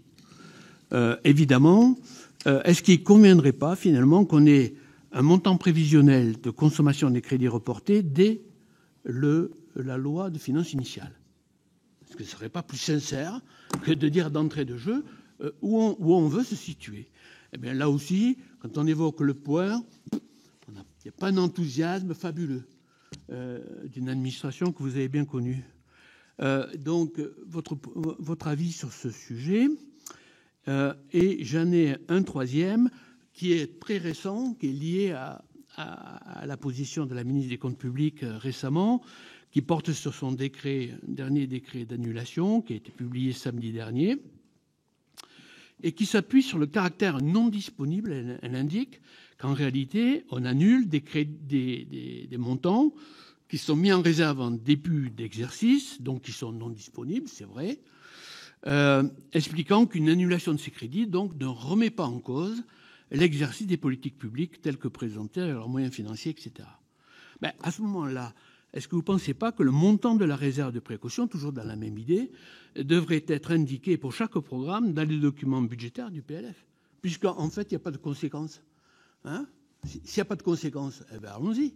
Mais mettons-les directement. Et on aura une vision plus claire des politiques publiques qui veulent être menées. Parce que sinon, on a un truc qui est assez bizarre entre l'idée qu'on annule des crédits et donc on supprime des politiques publiques, ou alors on ne comprend rien. Et puis non, on nous dit, ah mais non, pas du tout, parce qu'on a indiqué dès le départ au ministère qu'en fait, cette politique publique était rabotée dès le départ, quoi, autrement dit. Il y a quelque chose là aussi d'assez peu clair dans ces techniques-là. Je voudrais votre avis, monsieur le Premier président. Merci, Monsieur le Président, Monsieur le rapporteur général, Mesdames et Messieurs les sénatrices et sénateurs, pour vos questions. Je vais commencer par, je prendrai à peu près dans l'ordre, de savoir si moi aussi je respecte tout à fait le dialogue entre l'administration et le politique. Et in fine, il ne s'agit pas de donner aucun rôle au ministre, ça n'aurait pas de sens, et aucun rôle à la direction du Trésor. Il s'agit de faire en sorte que quand je parle de tiers de confiance, que ce dialogue soit justement éclairé, objectivé. C'est de ça dont il s'agit, et pas d'autre chose.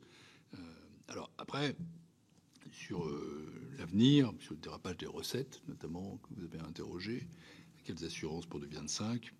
Il n'y a pas de garantie que les recettes en 2025 seront bien en ligne avec les dernières prévisions, mais en l'état des choses, nous ne sommes pas non plus dans la situation de 2024. Et je le dis d'ailleurs, monsieur le sénateur, Nicolas Carnot n'a pas été recruté en venant du Quai d'Orsay, il vient de l'INSEE. Il n'y a pas de diplomate au Conseil, et quand nous avons envie de ne pas l'être, nous ne le sommes pas. Quand je suis venu vous présenter notre avis sur le dernier programme de stabilité, c'était il y a un an. Je me souviens très bien des chiffres, des formules que vous avez utilisées. Vous disiez que ça n'était pas cohérent, et pas crédible. Donc quand nous sommes sévères, nous sommes sévères. Quand nous le sommes moins, nous le sommes moins. Et le message pour 2025 est un message, je crois, ciblé, centré sur la situation d'aujourd'hui.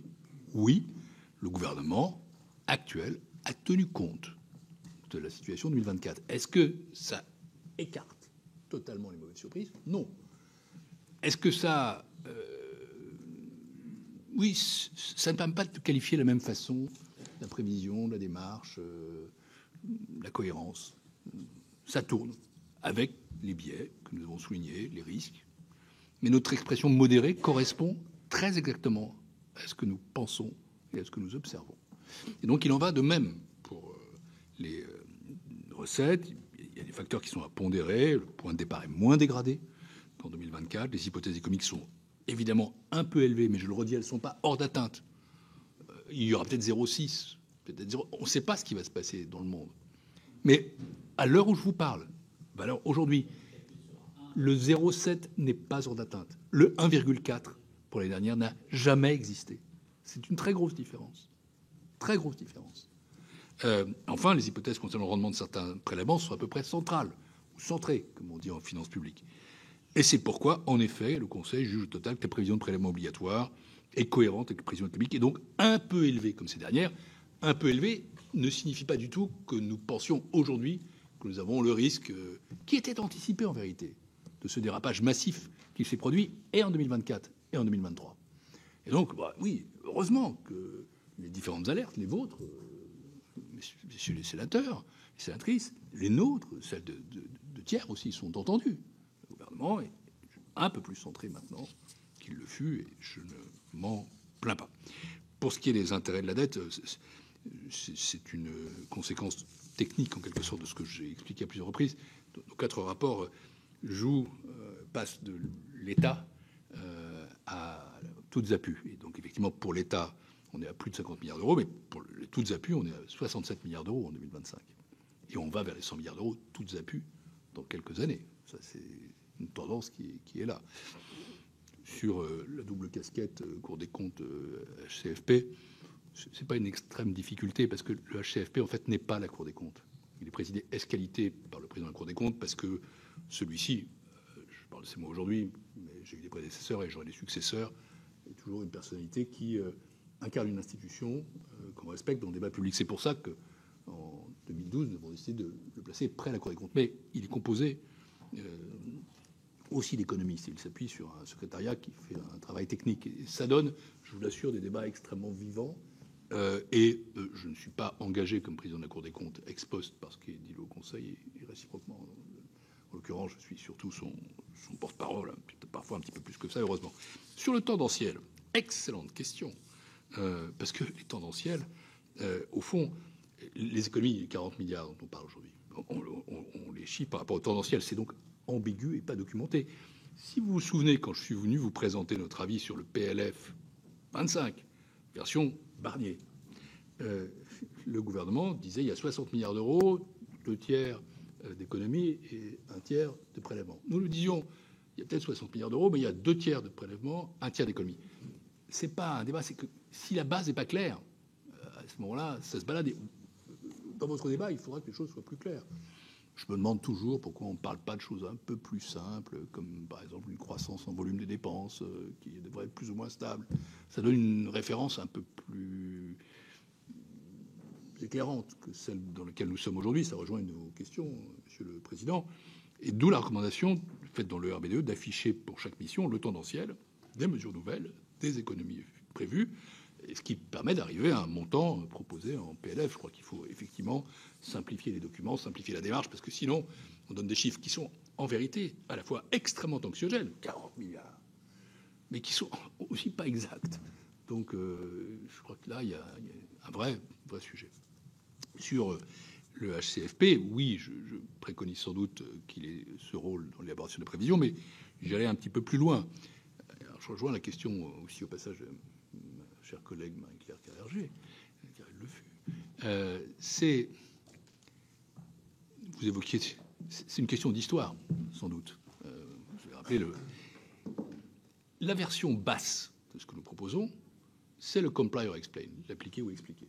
La version haute, c'est de confier les prévisions à un HCFP, alors qui serait autrement dimensionné, c'est-à-dire de sortir de la direction générale du Trésor ce qui fut la direction de la prévision, de confier à un organisme externe. Au Royaume-Uni, et c'est extrêmement effectif, c'est l'Office for Budget Responsibility.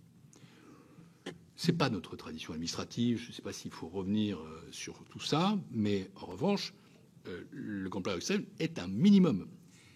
Et je vais aussi vers les questions de M. le sénateur Grégory Blanc. À partir de ce moment-là, il faut améliorer nos conditions de fonctionnement. L'accès à l'information doit être développé. Nous devons pouvoir nous auto-saisir. Il faut nous laisser des débats plus raisonnables. Et je plaide pour que nous ayons aussi une capacité, une compétence d'analyse de soutenabilité de la dette et un accès plus réaliste encore aux prévisions en matière de recettes et de dépenses publiques. Je crois que le Haut Conseil doit être correctement dimensionné. Et en réalité, ce que je préconise là, c'est tout simplement qu'il est un mandat comparable à ce qui existe dans les autres pays de l'Union européenne. Le mandat du Haut Conseil, ses moyens sont beaucoup plus limités qu'ailleurs. Ni plus, ni moins. Voilà le titre d'explication. Pour ce qui est de nos engagements européens, nous relevons que l'évolution de la dépense primaire nette en 2025 serait légèrement supérieure à celle qui est requise. Le plafond est à 0,8, nous sommes à 0,9. Le gouvernement devrait respecter strictement la limite d'évolution annuelle en 2025 et en s'octroyant un léger dépassement prévisionnel, alors que cette évolution a déjà été assouplie, il réduit sa marge de précaution vis-à-vis de nouvelles règles. Et de manière générale, c'est une remarque que je pourrais faire sur 2025. Tout est, comme disaient les psychanalystes, borderline. C'est-à-dire, c'est pas hors d'atteinte, monsieur le sénateur, mais les risques sont toujours un peu en dessous. Ah, c'est pas du tout 2024. Où il y avait quand même, c'est la chronique d'une catastrophe annoncée, hein, disons-le quand même. Vous l'aviez repéré à l'époque, nous l'avions souligné. Là, c'est un peu différent, mais il peut y avoir des petites choses à chaque fois qui finissent par déraper légèrement. Et le gouvernement ne s'est pas doté de marge de prudence sur ces sujets-là, ou de marge de précaution. Et donc, sur chaque donnée, on est un peu à la limite, si vous voulez. On n'a pas de marge de manœuvre. La Commission a des avis, des échanges techniques avec nous. Elle devrait d'ailleurs prendre en compte nos avis dans ses recommandations. Les institutions budgétaires indépendantes, c'est en effet une création européenne. Il y a d'ailleurs un European Fiscal Board qui existe. Est-ce que le déficit public risque de déraper comme ça a été le cas en 2023-2024 ? 5,4, je le répète, n'est pas impossible à atteindre, mais il n'est pas acquis. C'est une formule qui dit ce qu'elle dit. C'est-à-dire que les risques sont plutôt du côté du dérapage que du côté léger, que du côté de l'amélioration substantielle. Est-ce qu'il faut un PLFR en 2025 ? Il y a quand même une très grosse différence par rapport à 2024, qui n'intégrait pas les mauvais résultats de 2023. Et d'une certaine façon, la conjoncture politique qui a fait que le PLF a été voté plus tard intègre les résultats de 2024, fait qu'il y a objectivement moins de risques. Et donc, du coup, le pilotage des crédits, je n'ai pas commenté le fond, paraît plus adapté pour cette année qu'un PLFR au stade où nous en sommes. Si demain, il y avait une guerre commerciale, si les effets de Trump, etc., mais enfin, nous n'en sommes pas là maintenant. Faut-il être prudent, Monsieur le Président ? Bien sûr, il faut déjà être réaliste. Vos propositions, je ne peux pas y répondre comme ça de rechef. Elles rejoignent, me semble-t-il, celles que nous faisons dans le RBDE. Elles me paraissent pertinentes. Mais il faut d'abord être réaliste, c'est-à-dire n'être pas optimiste ou légèrement optimiste. Et c'est encore mieux d'être prudent. Mais le premier objectif qu'on doit avoir, c'est d'être centré, comme disent les techniciens. En 2025, on est plus centré qu'en 2024, où on était complètement décentré. Et je pense qu'il faut aller encore plus loin. Et c'est là tout l'enjeu des propositions que vous faites, comme celles que nous faisons nous-mêmes par rapport aux prévisions. Sur le 5e acompte d'IS, la Cour a demandé dès 2024 que l'administration contacte les grandes entreprises. C'est repris dans le plan d'action du gouvernement. Sur les crédits de TVA, effectivement, il y a beaucoup de mouvements liés à des besoins de trésorerie. Et donc, il nous semble que là, pour le coup, le plan d'action gouvernemental est plutôt bienvenu. On avait perdu le contact avec nos recettes. C'est ça la vérité. On ne voyait plus comment évoluer nos impôts. Ça, c'est à l'administration, pour le coup, de le faire. Pas du tout à quelque chose qui serait extérieur. Enfin, monsieur le sénateur Billac, je vais essayer de répondre à votre question par une sorte de formule. Je ne sais pas si on peut éviter les 4 000 milliards.